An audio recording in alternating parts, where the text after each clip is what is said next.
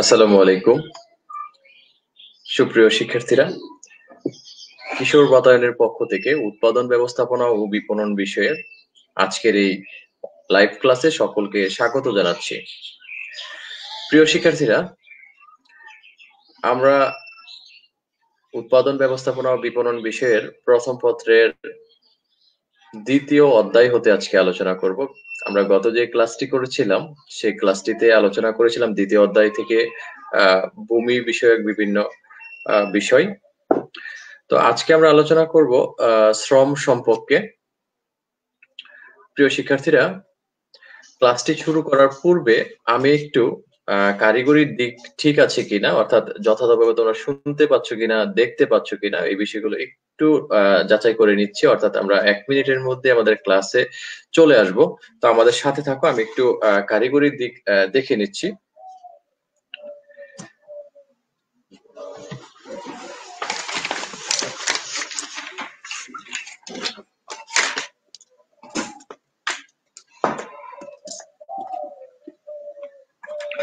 প্রিয় শিক্ষার্থীরা, যারা আমাদের সাথে যুক্ত হয়েছে সকলের কাছ থেকে আহ্বান থাকবে, আমাদের ক্লাসটি তোমরা যথাযথ শুনতে পাচ্ছ কিনা, দেখতে পাচ্ছ কিনা, সবকিছু ঠিকঠাক থাকলে একটু ইয়েস লিখে দিতে পারো।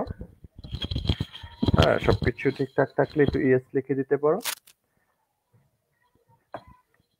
আর আমাদের ক্লাসটি একটু তোমরা শেয়ার করে নিতে পারো।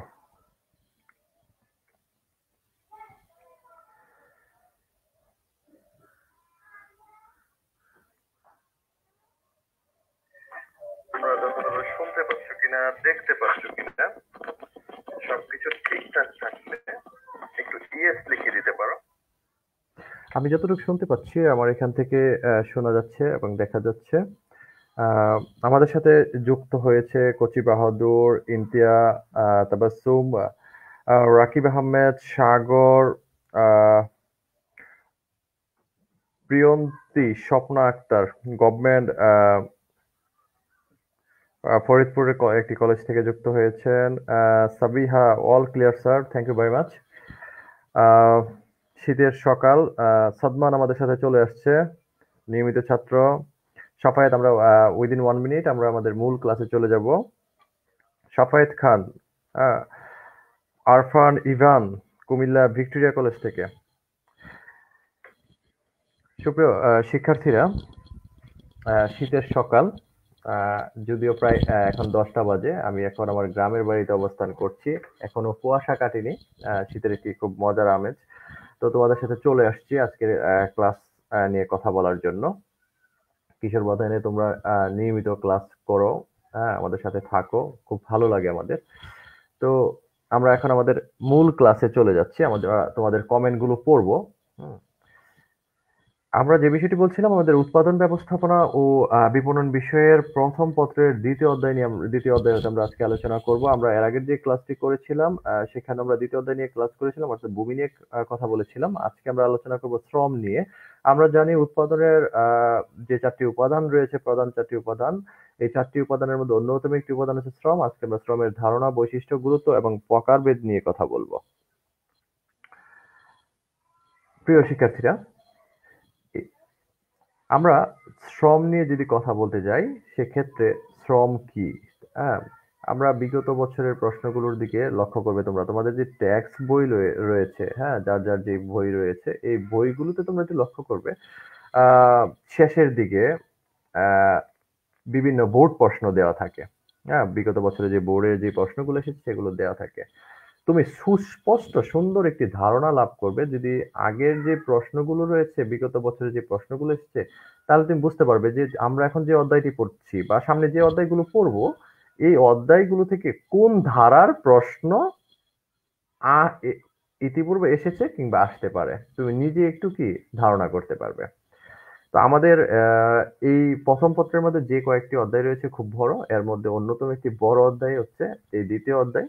হ্যাঁ, তো যেমনি অধ্যায়ের বিভিন্ন বিষয়, অধ্যায়টি একটু আকারে বড়, অর্থাৎ আমাদের পাঠ করতে হবে একটু লম্বা সময় নিয়ে। তো সেই প্রেক্ষাপটে এই অধ্যায়টি আবার ততটা গুরুত্বপূর্ণ, অর্থাৎ নৈবিত্তিক প্রশ্নের জন্য খুবই গুরুত্বপূর্ণ একটি অধ্যায়। আর সৃজনশীল প্রশ্ন তো অবশ্যই একটি প্রশ্ন তো আসবেই, হ্যাঁ? তো শ্রম থেকে আমাদের বিভিন্ন সময় যে প্রশ্নগুলো ইতিপূর্বে এসেছে, তো দেখা যায় যে শ্রমের যে সংজ্ঞাটা, এই সংজ্ঞা যদি আমরা না জানি তাহলে আমাদের অন্যান্য টপিকস গুলো অধ্যয়ন করতে আমাদের খুব কঠিন হবে। তো শ্রম সম্পর্কে হয়তো আমাদের অনেকেরই ধারণা আছে, তো তারপরে সুস্পষ্ট ধারণা দেওয়ার লক্ষ্যে আমি তোমাদের সামনে একটি সংজ্ঞা শেয়ার করছি।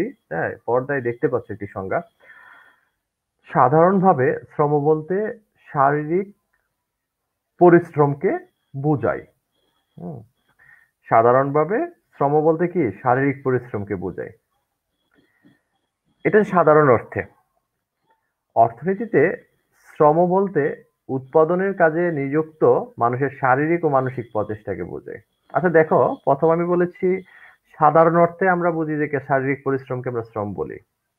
আচ্ছা, এই সাধারণ থেকে আমরা কি একটু বিশেষের দিকে যেতে হবে, আমরা কোনো কিছুতে সাধারণে থাকবো না, সাধারণের চেয়ে একটু আহ আরো আপগ্রেড কি আছে। তারপরের যে সেন্টেন্সটি সেখানে লিখেছি যে অর্থনীতিতে শ্রম বলতে উৎপাদন কাজে নিযুক্ত মানুষের শারীরিক মানসিক প্রচেষ্টাকে বোঝায়। অর্থাৎ মানুষের শারীরিক এবং মানসিক যে প্রচেষ্টা, এই দুইয়ের সমন্বয় হচ্ছে কি শ্রম।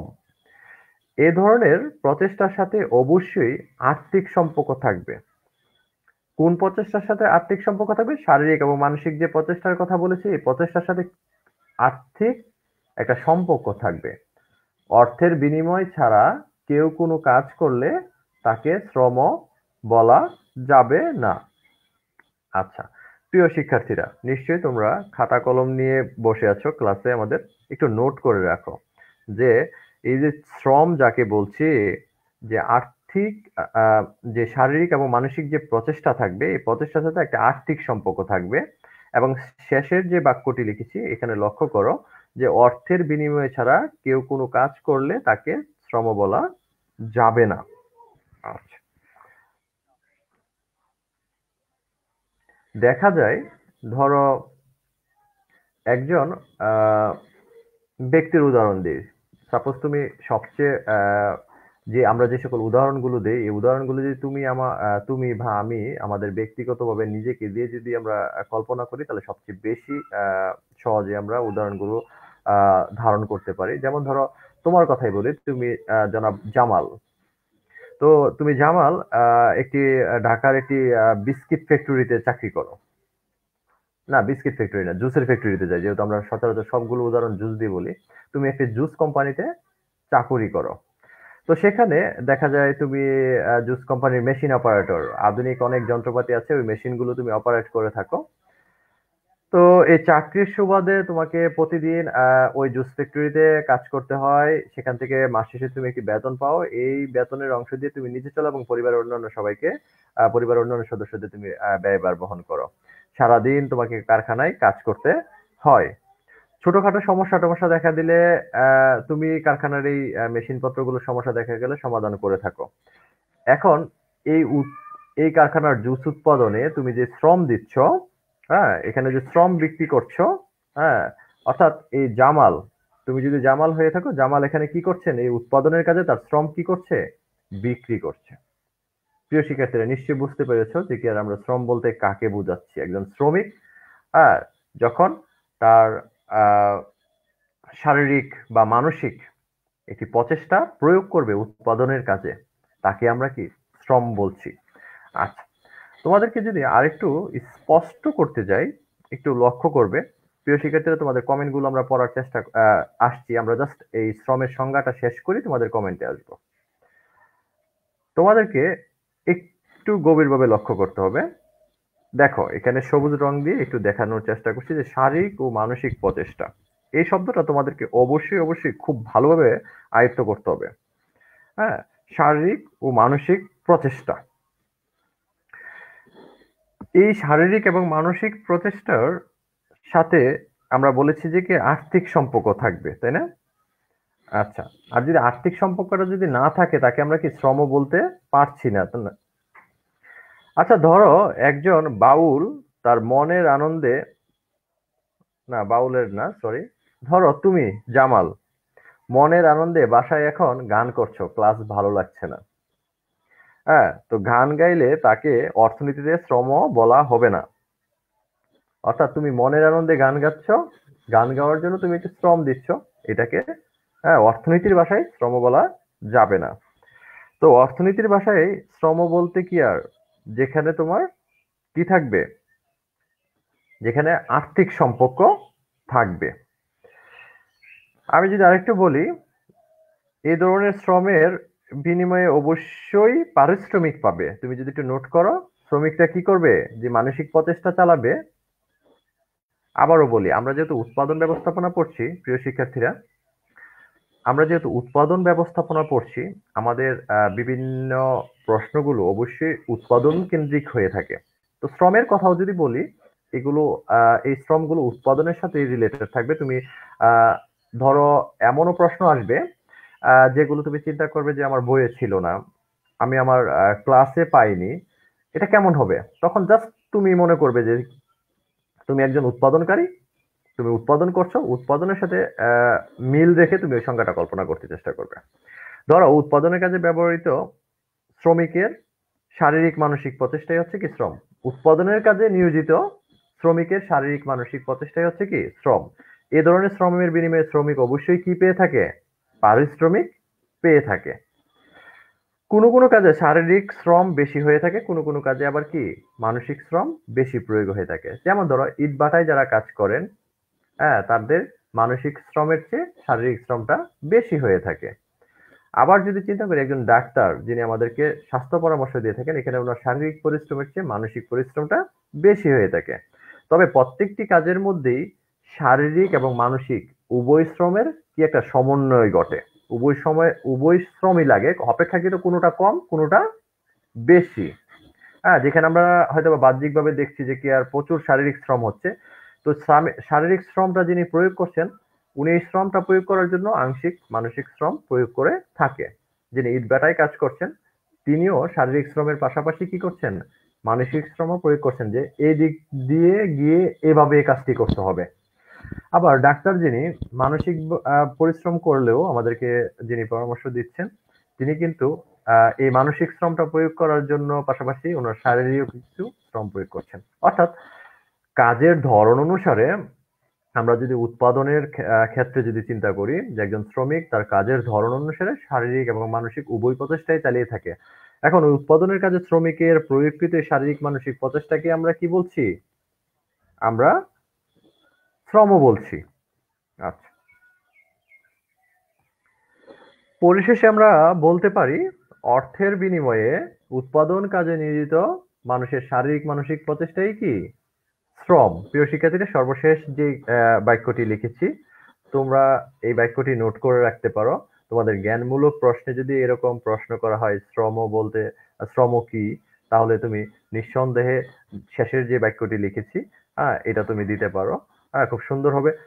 শুধু এটা যে দিতে হবে এরকম না, তুমি তোমার বই থেকে তুমি একটি সুন্দর সংজ্ঞা আয়ত্ত করতে পারো।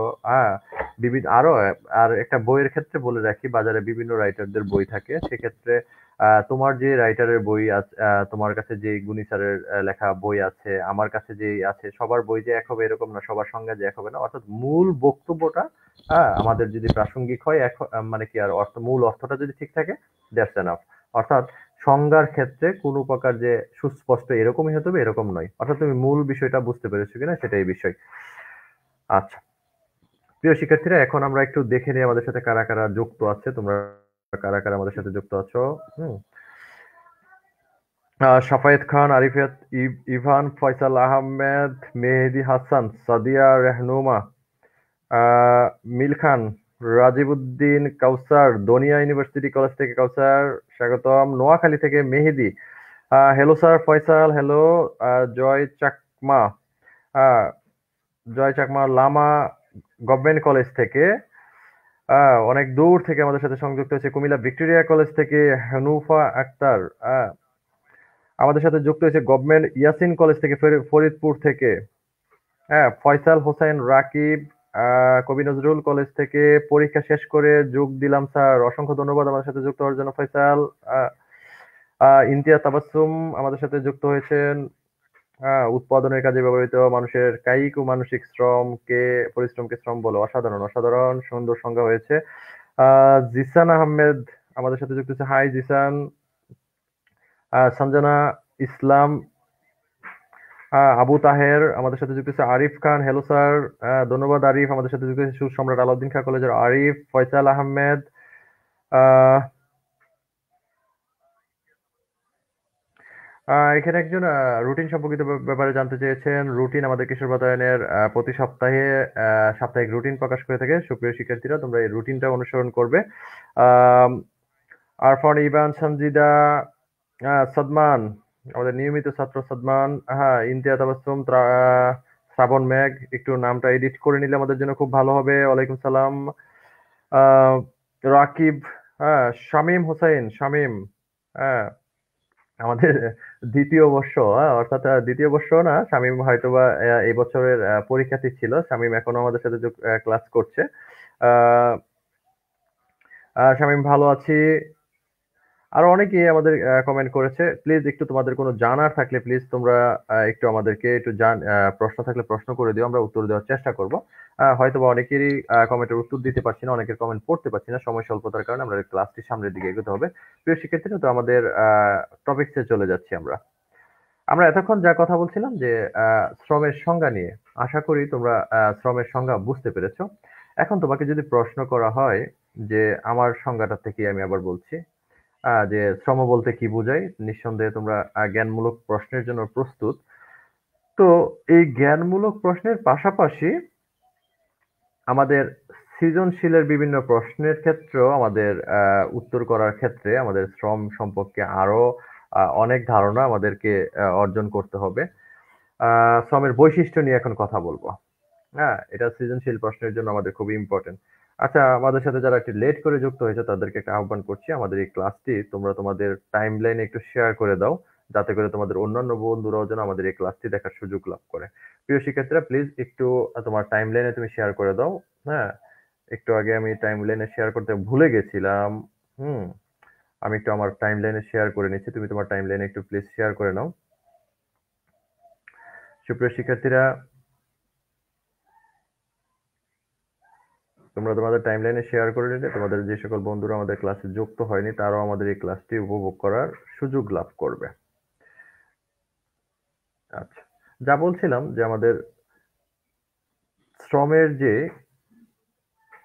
বৈশিষ্ট্য রয়েছে, এই বৈশিষ্ট্য সম্পর্কে আমাদেরকে ধারণা লাভ করতে হবে যে শ্রমের কি কি বৈশিষ্ট্য রয়েছে। এই বৈশিষ্ট্য সম্পর্কিত বিষয় নিয়ে নৈবিত্তিক প্রশ্ন তো অ্যাভেলেবেল আসে, আমাদের অনুধাবন প্রশ্ন আসতে পারে। হ্যাঁ, অনুধাবন প্রশ্ন এসেছে, এরকম আছে, আমরা বিগত বছরের বোর্ড প্রশ্নগুলোতে আমরা দেখেছি। আচ্ছা, এখন ধরে নাও যে তুমি এর আগে কোনোদিন শ্রমের বৈশিষ্ট্য পড়োনি, শ্রম সম্পর্কে তেমন কিছুই জানো না। আচ্ছা, এখন আজকে আমরা যে বিষয়গুলো নিয়ে আলোচনা করেছি শ্রমের বৈশিষ্ট্য নিয়ে, এই স্বল্প আলোচনা থেকে তুমি একটু চিন্তা করো তো যে শ্রমের বৈশিষ্ট্য কি কি হতে পারে, শ্রমের বৈশিষ্ট্য বলতে কি হতে পারে, বা কাকে আমরা শ্রমের বৈশিষ্ট্য বলছি। হ্যাঁ, তো এই শ্রমের বৈশিষ্ট্যের ক্ষেত্রে তুমি যদি চিন্তা করো, এতক্ষণ আমরা বলছিলাম বারবার একটি কথা যে শ্রমের শারীরিক এবং মানসিক প্রচেষ্টার কথা বলছিলাম।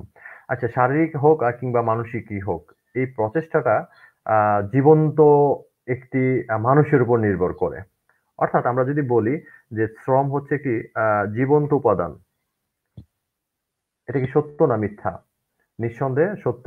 অর্থাৎ জীবন্ত উপাদান বলছি এই কারণে যে যে সকল শ্রমিকের উপর শ্রম নির্ভর করে, অর্থাৎ যারা শ্রমটা প্রোভাইড করে, হ্যাঁ, এই মানুষটার উপর তার শারীরিক মানসিক প্রচেষ্টাটা একটা মানুষ কর্তৃক প্রয়োগ হয়ে থাকে, যার কারণে শ্রমকে আমরা জীবন্ত উপাদান বলছি। হ্যাঁ, শ্রম হচ্ছে একটি জীবন্ত উপাদান। শ্রমিক যতক্ষণ জীবিত থাকে, হ্যাঁ, শ্রমও ততক্ষণ জীবিত থাকে। মূলধন ও ভূমি জড় পদার্থ হলেও এদের নিজস্ব অনুভূতি বা সত্তা নেই। হ্যাঁ, ভূমি এবং যে মূলধন রয়েছে, এই দুই উপাদান জড় পদার্থ বলে এদের কি নিজস্ব কোনো অনুভূতি নেই, কিন্তু শ্রমের অনুভূতি ও সত্তা আছে, অর্থাৎ এটা মানুষের উপর নির্ভর করে যেহেতু তাকে জীবন্ত উপাদান বলা যাবে। আচ্ছা, এখানে আরেকটি বৈশিষ্ট্য নিয়ে তোমাদের সাথে আলোচনা করব। এটা হচ্ছে জীবন্ত উপাদান, অবিচ্ছেদ্য। যে উপাদানটি নিয়ে এখন কথা বলবো, অবিচ্ছেদ্য। শ্রম হচ্ছে অবিচ্ছেদ্য।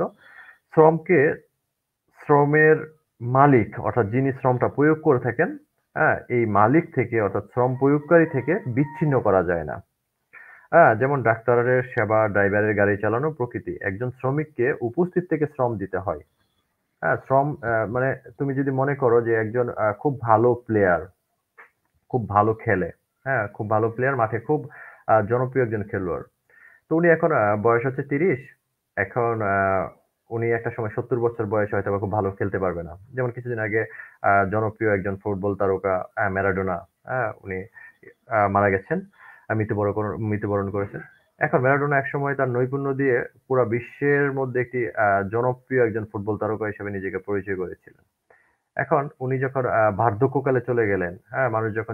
মানুষ সবাই আমরা জানি যে একটা সময় আমরা পৃথিবী থেকে চলে যেতে হবে। তো উনার যে ফুটবলে যে উনি শ্রমটা দিতেন, হ্যাঁ? তো এটা যদি কেউ যদি চিন্তা করে যে উনার কাছ থেকে একটু আলাদা করে একটু রেখে দিব, হ্যাঁ? সংরক্ষণ করে রেখে দিব। যেমন ধরো আমরা দেখি যে আমের সিজনে কৌটার মধ্যে আম কি করি আমরা প্রক্রিয়াকরণের মাধ্যমে আচার করে রেখে দেই। এটা বছরের বিভিন্ন সময় আমরা খেতে পারি। এখন আমরা যদি চিন্তা করতাম যে ম্যারাডোনার যে মেধাটা আছে, এই মেধাটা আমরা কি করব? একটা কৌটার ভিতরে রেখে দিব। হ্যাঁ? এটা আলাদা করে রেখে দিব। সম্ভব কিনা? না। অর্থাৎ এই ম্যারাডোনার গল্প বলার কারণ হচ্ছে কি? শ্রম হচ্ছে অবিচ্ছেদ্য। অর্থাৎ শ্রমিক থেকে শ্রমটা হচ্ছে কি? আলাদা করা যায় না। হ্যাঁ?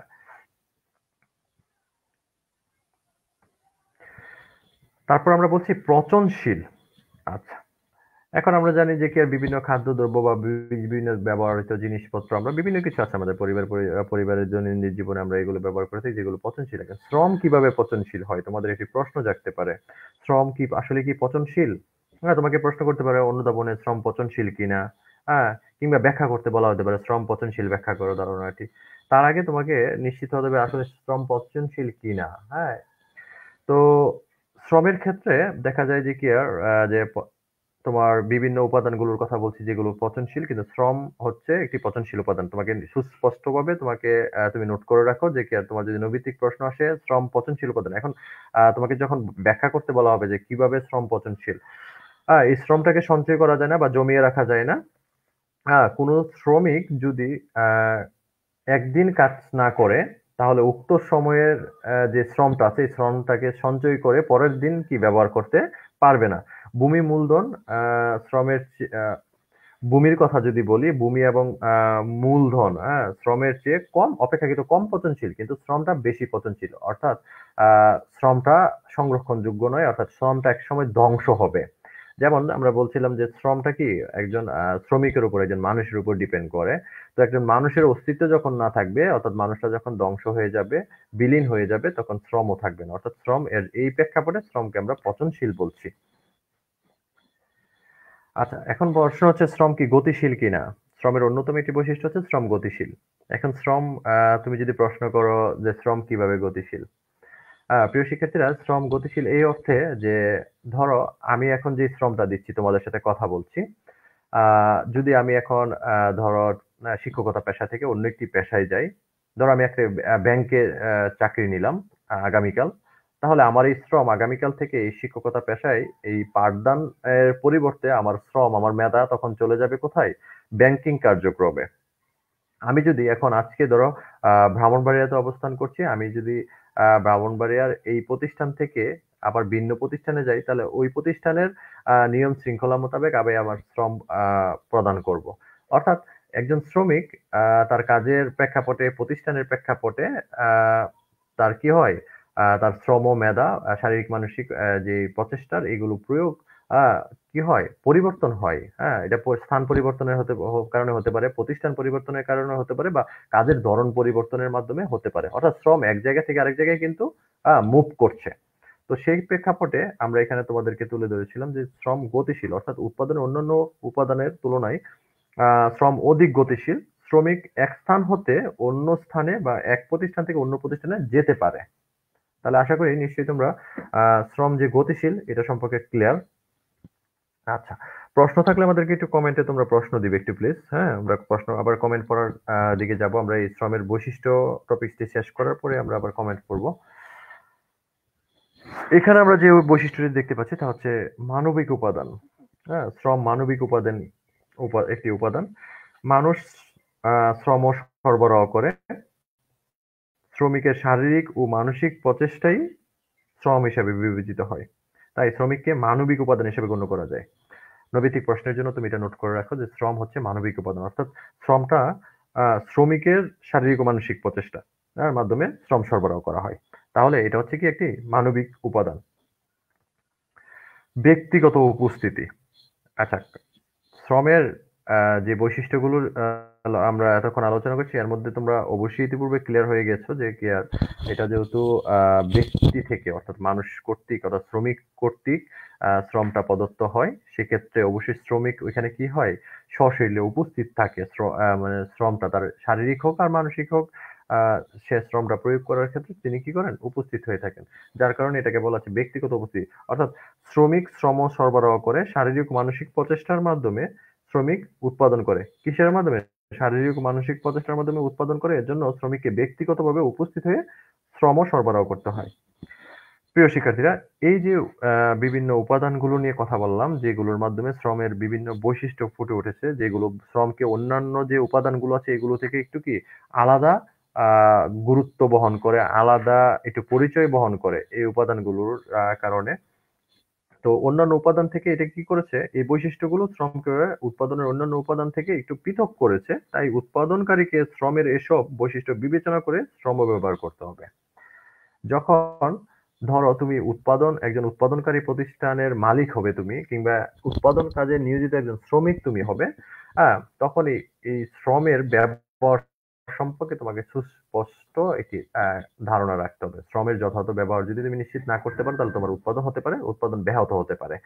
তো এই উৎপাদনের যে বৈশিষ্ট্যগুলো অন্যান্য উপাদান থেকে একটা পৃথক পৃথক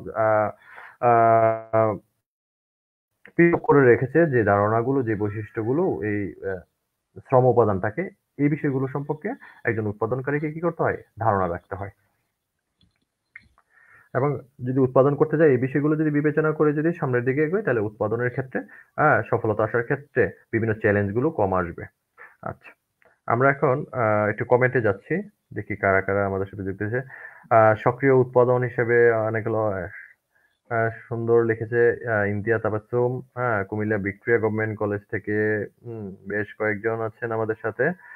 একটু প্রশ্ন চাচ্ছিলাম আমাদের, যে জানার জন্য কার কি প্রশ্ন আছে একটু।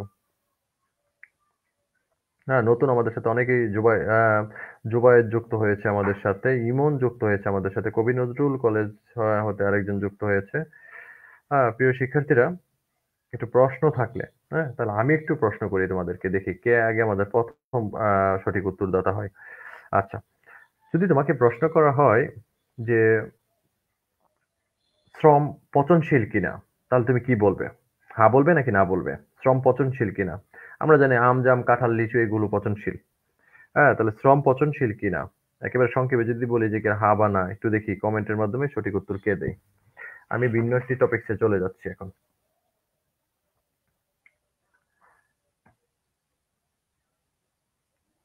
তো ভিন্ন টপিকসে যাওয়ার আগে একটি গুরুত্বপূর্ণ বৈশিষ্ট্য বাকি রয়ে গেছে। এই বিষয়টি তোমরা একটু নিজে নিজে ভাবো আমি বলার আগে, যে এটি কেমন বৈশিষ্ট্য, যে আর্থিক বিনিময়।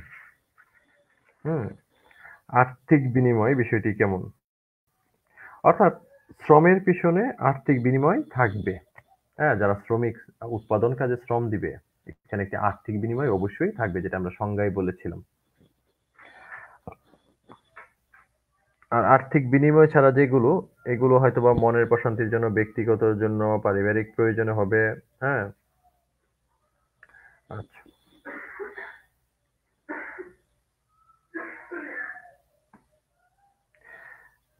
প্রিয় শিক্ষার্থীরা, এখন তোমরা লক্ষ্য করতে পারছো যে শ্রমের প্রকারভেদ নিয়ে আমরা কথা বলতে যাব।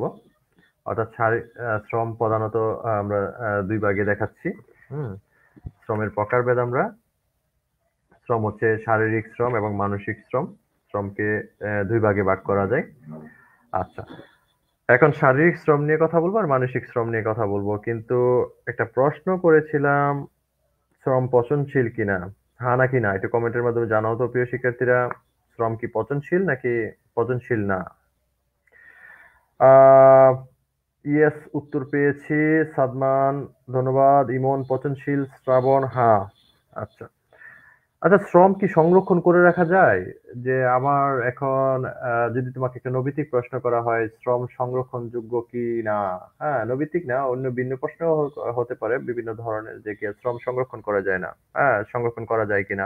মানে আজকের শ্রম আমি ভবিষ্যতের জন্য রেখে দিব। হ্যাঁ, এটা কৌটাতে করে রেখে দিব। ফ্রিজে রেখে দিব। আজকে আমি সারাদিন ঘুমাবো। শীতের সকাল, আজকে ঘুমাবো। ঘুমাতে খুব ভালো লাগছে। আজকের শ্রমটা আমি প্রয়োগ করব না। আজকে আমার এই শ্রমটা রেখে দিব ফ্রিজে, আগামীকাল প্রয়োগ করবো। শ্রম কি সংরক্ষণ করা যায় প্রিয় শিক্ষার্থীরা? শ্রম সম্পর্কে একটু লেখো তো দেখি, একটু শ্রম সংরক্ষণ করা যায় কিনা, শ্রম কি সংরক্ষণযোগ্য কিনা। আচ্ছা, আর আমি আমার আলোচনা করতে থাকি। বলছিলাম যে শ্রমকে আমরা দুই ভাগে ভাগ করতে পারি, একটি শারীরিক শ্রম আর একটা মানসিক শ্রম। হুম এই উৎপাদনের কাজে ব্যবহৃত শারীরিক শ্রম সম্পর্কে আমরা একটু তোমাদেরকে কথা বলি, আমরা একটু ধারণা শেয়ার করার চেষ্টা করি।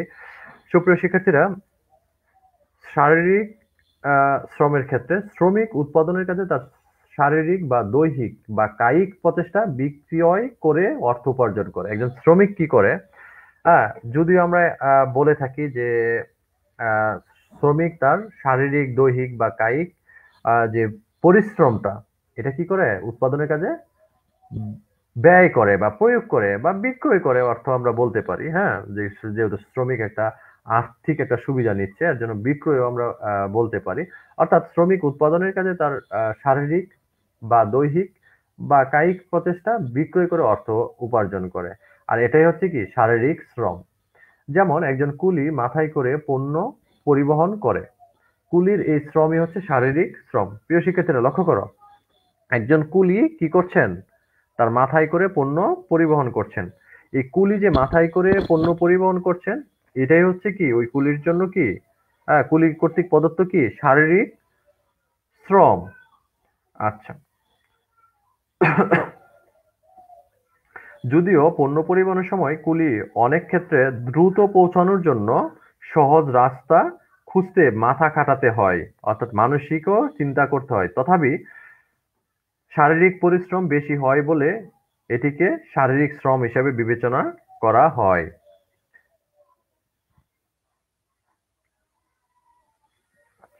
প্রিয় শিক্ষার্থীরা, এই যে একটি উদাহরণ দিয়েছি, যে কুলির কথা বলেছি, কুলি মাথায় করে আহ বিভিন্ন ধরনের ধরো মাথায় করে কুলি কি করে থাকেন, বিভিন্ন পণ্য দ্রব্য এক স্থান হতে অন্য স্থানে নিয়ে যায়, সেটাকে আমরা শারীরিক শ্রম বলছি।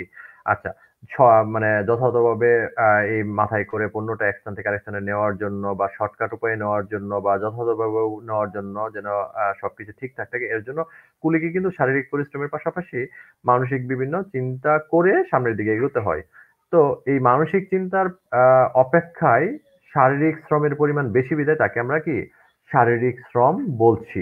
হ্যাঁ, নিশ্চয়ই আশা করি বুঝতে পেরেছো তোমরা। যেমন রিক্সাওয়ালার কথা বলতে পারি, কৃষি শ্রমের কথা বলতে পারি, দিনমজুরের কথা বলতে পারি। হ্যাঁ, তারা কি তাদের কাজ করতে গিয়ে শারীরিক পরিশ্রমটা কি বেশি প্রয়োগ করে থাকেন। হ্যাঁ, যার কারণে তাদের এখানে তাদের কর্মে যদি আমরা আহ মানসিক আহ শ্রমের উপস্থিতি আমরা লক্ষ্য করি, সেটা খুবই সামান্য পরিমাণে বিদায়। আর অর্থাৎ আমাদের এই শ্রেণীর পেশায় যারা আছেন তাদের এই মানসিক শ্রমের আহ অপেক্ষায় শারীরিক শ্রমের প্রয়োগটা বেশি বিদায় তাদেরকে আমরা কি শারীরিক শ্রম বলে গণ্য করছি বা গণ্য হয়। আচ্ছা, এখানে শারীরিক শ্রমের পরে যে বিষয়টি আমাদের আসছে সেটি হচ্ছে মানসিক শ্রম, অর্থাৎ অর্থের বিনিময়ে উৎপাদন কাজে নিয়োজিত মানুষের মানসিক প্রচেষ্টা হচ্ছে মানসিক শ্রম। আচ্ছা, কার মানসিক প্রচেষ্টা তোমাকে যদি প্রশ্ন করা হয়? হ্যাঁ, প্রশ্ন আসতে পারে। আমি আমি পরীক্ষায় না আসলো, তোমাকে কনসেপ্টটা ক্লিয়ার করার জন্য আমি তোমাকে প্রশ্ন করলাম যে কার মানসিক প্রচেষ্টা? শ্রমিকের মানসিক প্রচেষ্টা। আচ্ছা, কোথায় নিয়োজিত শ্রমিকের মানসিক প্রচেষ্টা? উৎপাদনের কাজে ব্যবহৃত নিযুক্ত শ্রমিকের মানসিক প্রচেষ্টা। আচ্ছা, শ্রমিক এই যে মানসিক প্রচেষ্টাটা প্রয়োগ করে থাকে, তিনি কি পেয়ে থাকেন? হ্যাঁ, তিনি অর্থের বিনিময়ে। একটু নোট করো প্লিজ। হুম আমাদের এখানে অনেকগুলো উৎপাদন আছে, এখানে অনেকগুলো প্রশ্ন এসেছে, উত্তর এসেছে, সরি। একটু উত্তরগুলো আমরা পড়ে নিচ্ছি। যে শ্রম পচনশীল, অনেকে বলেছে শ্রম পচনশীল, ইয়াস। এরপরের প্রশ্ন ছিল শ্রম সংরক্ষণ করা যায় কিনা। মিশা খান লিখেছে না। কারেক্ট অ্যান্সার মিশা, অভিনন্দন। শ্রম সংরক্ষণ করা যায় না। রাকিব না। নাদিয়া, ইমন হ্যাঁ না। সাদমান লিখেছে চেষ্টা করেন আপনি অবশ্যই বুঝলাম না। হ্যাঁ, নয়ন ইসলাম না, সাগর না, সাদমান না। হ্যাঁ, আহ, হানু হ্যাঁ, হনুফা আক্তার, রেজাউল। অসংখ্য ধন্যবাদ। শ্রাবণ মেঘ। হ্যাঁ, সঠিক উত্তর। আচ্ছা, কচি পাউডার রেখেছে শ্রম হচ্ছে মানবিক উপাদান। Absolutely right. আচ্ছা, জুনায়েদ, কারেক্ট অ্যান্সার। না। এখন প্রশ্ন হচ্ছে, এখন আমরা যে বিষয়টি নিয়ে কথা বলছি, অসংখ্য ধন্যবাদ আমাদের সাথে যুক্ত থাকার জন্য। তোমরা কারেক্ট অ্যান্সার দিয়েছো, অভিনন্দন তোমাদেরকে। আচ্ছা, এখানে যে সর্বশেষ যে বিষয়টি নিয়ে কথা বলছিলাম যে শ্রম সংরক্ষণ, সরি, সর্বশেষ বিষয়টির আগের যে বিষয়টি ছিল সেটা হচ্ছে শ্রম সংরক্ষণ করা যায় কিনা।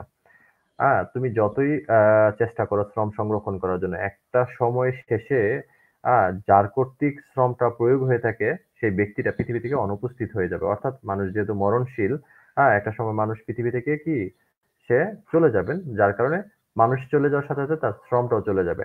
আর বয়সের সাথে সাথে বা সময়ের পরিবর্তনের সাথে সাথেও মানুষের শ্রম প্রয়োগ করার সক্ষমতা কি হ্রাস পায় বা বৃদ্ধি পায়। হ্যাঁ, আচ্ছা, এখন আমরা সর্বশেষ যে বিষয়টি নিয়ে কথা বলছিলাম যে মানসিক শ্রম। হ্যাঁ, অর্থের বিনিময়ে উৎপাদন কাজে নিয়োজিত মানুষের মানসিক প্রচেষ্টা হচ্ছে মানসিক শ্রম। আচ্ছা, এখন তোমাকে আমি প্রশ্ন করব, যে মানসিক প্রচেষ্টাকে আমি মানসিক শ্রম বলছি, কার মানসিক প্রচেষ্টা? উৎপাদন কাজে নিয়োজিত শ্রমিকের বা মানুষের, যারা উৎপাদন কাজে নিয়োজিত থাকে তাদের মানসিক প্রচেষ্টা। হ্যাঁ, একটু নোট করো। হ্যাঁ, প্লিজ। যে কার মানসিক প্রচেষ্টা?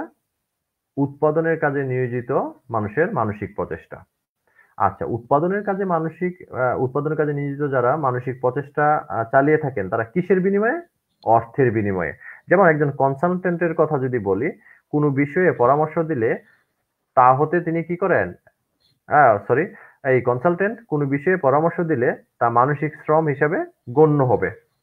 যে কোনো বিষয়ের একজন পরামর্শক যদি সে বিষয়ে পরামর্শ দেয়, বা আমি যদি একেবারে যদি বলি উৎপাদনের কাজে, উৎপাদনের বিভিন্ন ডিপার্টমেন্টে এরকম কনসালটেন্ট থাকেন, বড় বড় উৎপাদনকারী প্রতিষ্ঠান যেগুলো রয়েছে, বড় বড় কোম্পানি যেগুলো রয়েছে, যেমন ধরো আমি কথার কথা বলি, বারবার জুসের উদাহরণ দিই, ধরো প্রাণ জুসের কথা বলি কিংবা ফুটিকা জুসের কথা বলি, বা অন্যান্য যে জুস, ডেনিস জুস আছে, এই বড় প্রতিষ্ঠানগুলো তারা কি করে থাকেন? বিভিন্ন ধরনের পরামর্শক নিয়োগ দিয়ে থাকেন। এই পরামর্শকরা যখন পরামর্শ দেয়, এই পরামর্শকদের বিভিন্ন সাজেশন গুলো, পরামর্শগুলো, আহ এগুলো কি মানসিক শ্রম হিসেবে গণ্য হয়। আচ্ছা, এখন যেমন ধরো মানসিক শ্রমের যদি আরো উদাহরণ দিই, ডাক্তারের শ্রম মানসিক শ্রম হলেও যখন ডাক্তার অপারেশন করেন তখন মানসিক শ্রমের সাথে সাথে তার শারীরিক শ্রমেরও প্রয়োজন হয়। তবে ডাক্তারের শারীরিক শ্রমের চেয়ে মানসিক প্রচেষ্টা বেশি নিয়োজিত নিয়োজিত করেন বলে ডাক্তারের শ্রমকে মানসিক শ্রম হিসাবে আমরা বিবেচনা করছি। অর্থাৎ এর আগে আমরা বলেছিলাম যে শারীরিক শ্রমের ক্ষেত্রে যে কুলি তার কাজের মধ্যে সর্বোচ্চ মানে ম্যাক্সিমাম ক্ষমতাটা প্রয়োগ করে কি শারীরিকভাবে।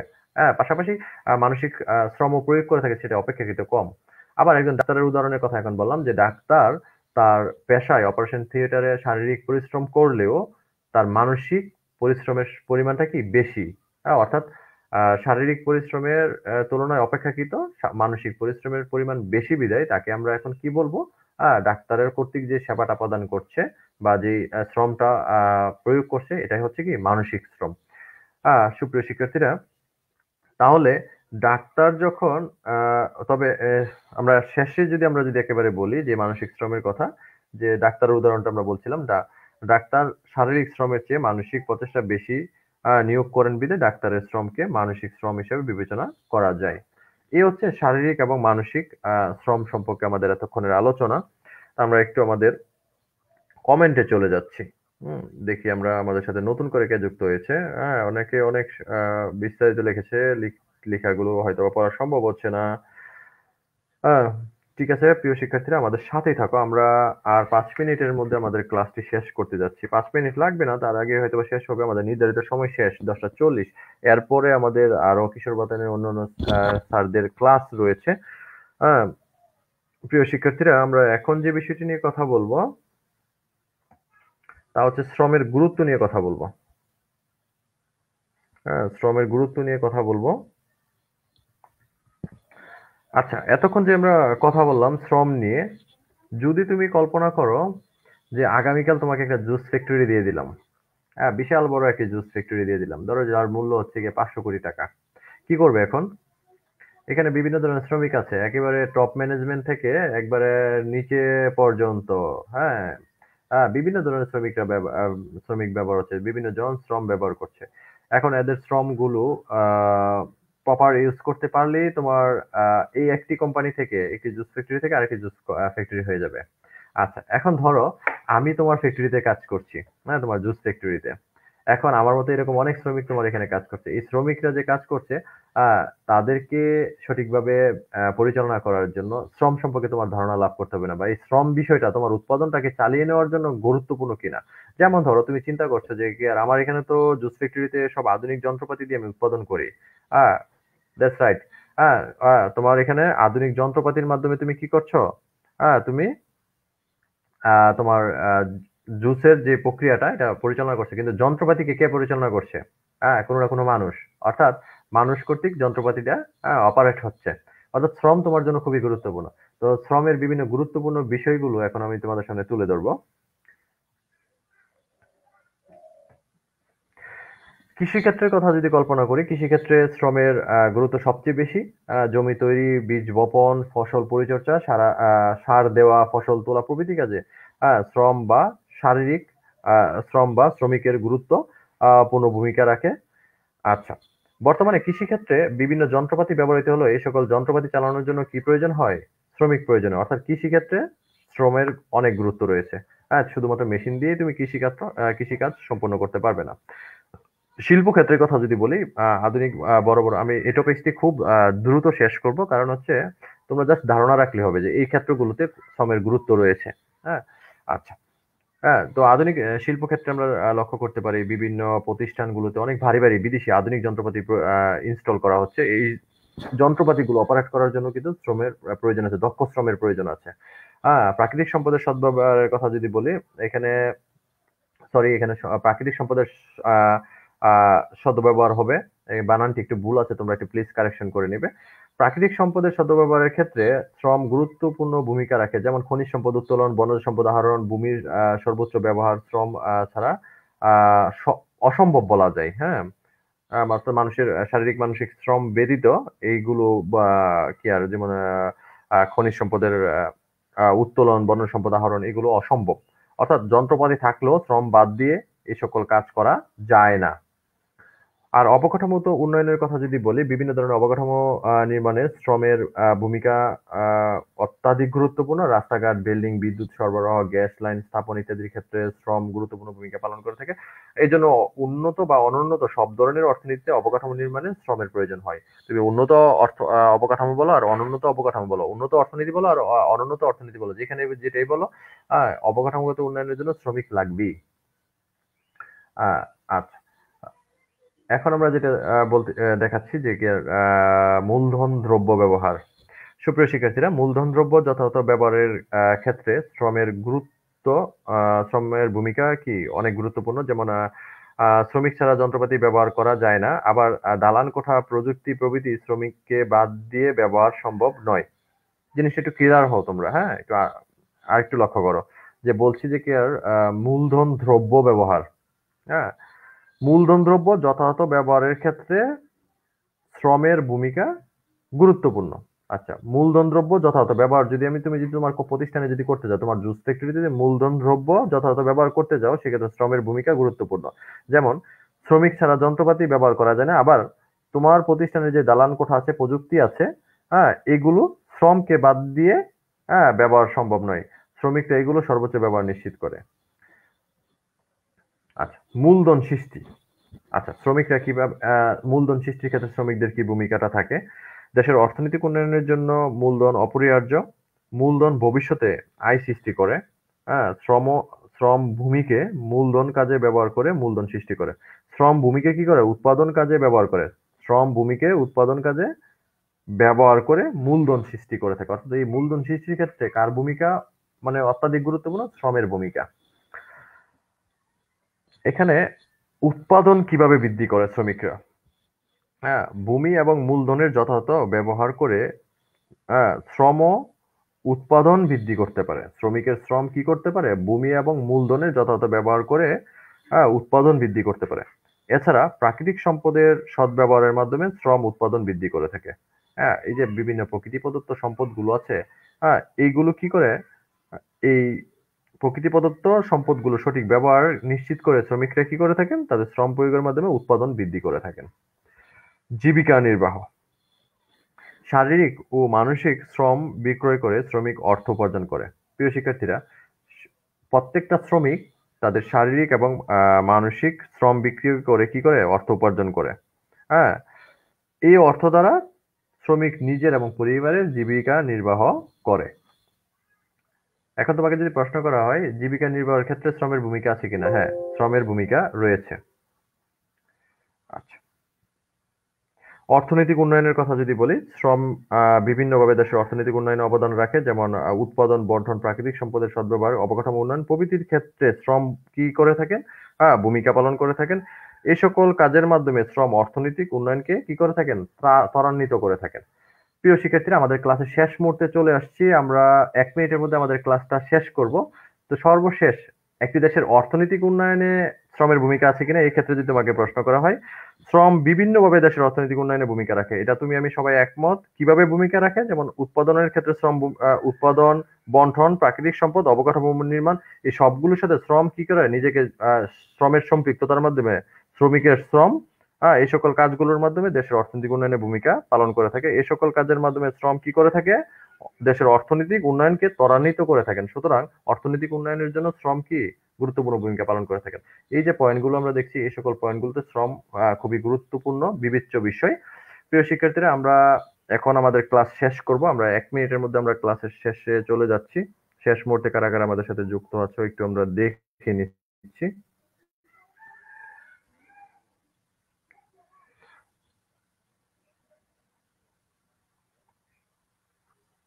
আমাদের সাথে শেষ মুহূর্তে কারা কারা যুক্ত আছে আমরা একটু দেখে নিচ্ছি। আমরা 1 মিনিটে আমাদের ক্লাসটি শেষ করব।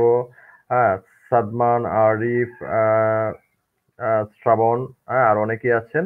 হ্যাঁ, প্রিয় শিক্ষার্থীরা, আজকের মতো এখানেই বিদায় নিচ্ছি। আমাদের বেলা 2টায়, তোমাদের ব্যবসায় শিক্ষা শাখার শিক্ষার্থীদের জন্য জনপ্রিয় একটি ইংরেজি ক্লাস আছে। হ্যাঁ, সেই ক্লাসটি তোমরা দেখবে, সেই আহ্বান রাখছি। আমাদের সাথে এতক্ষণ থাকার জন্য তোমাদের অসংখ্য ধন্যবাদ। আগামী সোমবার আবার একই বিষয়ের ক্লাস নিয়ে আবার হাজির হব। ততক্ষণ পর্যন্ত ভালো থাকবে। আল্লাহ হাফেজ। আসসালামু আলাইকুম।